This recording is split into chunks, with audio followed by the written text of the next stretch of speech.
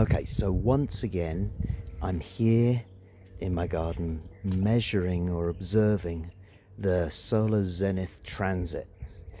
I got a new addition to my setup, a little shade around the tube to hopefully make the appearance of the sun on the plate below be, more apparent.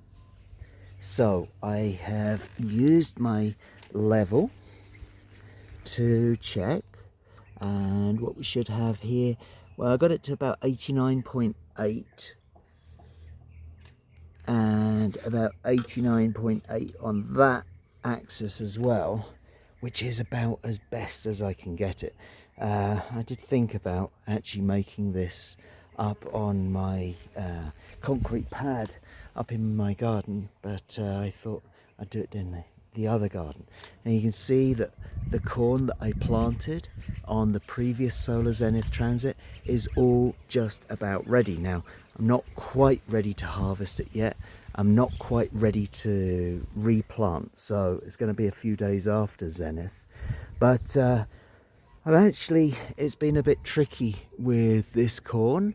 You might be able to see up there was a beautiful kind of like cob of corn growing there, and you see kind of like it's all open, and that is because my spirit animal, I honestly feel that it's my spirit animal, the squirrel, has been raiding my corn.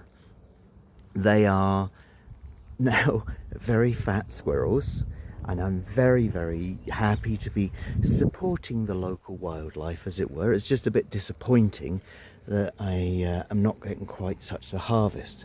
Now I'm taking a little time lapse of the appearance of the sun, and here we can see that, there we go, it's just appearing.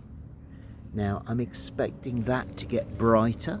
I have lined it up as best I can, and we can certainly see this is 5 minutes past 12, and I think I've said before, because of the way that timelines, date lines, time zones work and all that kind of thing, whilst this is the exact point when, kind of like the sun is directly overhead, the solar noon is actually not exactly at noon, as it were. It's a little bit different simply because we're a little bit kind of like away from the time zone place, as it were. Time zone set for Guatemala City, and apparently we're 8 minutes after Guatemala City here.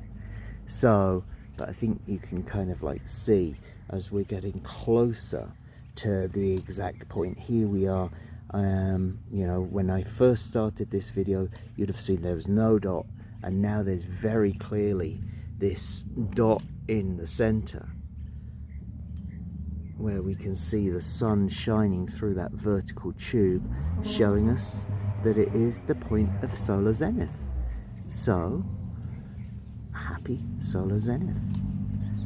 This is, as I say, it's something that fascinates me here, that we have this thing where, kind of like the day on which you have no shadow, as it were, that your shadow is vertically down. Let me stand up and I'll show you, kind of like if I stand up straight and point the camera down, then you see kind of like, my shadow is just literally around my feet. There's virtually no elongation on it at all.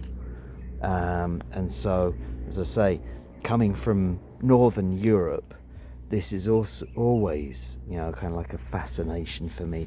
And you can see, kind of like really bright now, that drop of sun just coming through there. I wish I'd moved that leaf before I started filming, but there we go. That's what it is. So I will show you. Obviously you'll receive this video a little bit after I've filmed it. And we're now in this part of the year where the sun will kind of return to the southern sky during the kind of like midday, as we would expect in the northern hemisphere, and we begin the 260 days that will take us through to around about April 29th of next year, which will be once more the day 6 noch. And hopefully once more I will be in my garden taking a little video to observe the solar zenith transit.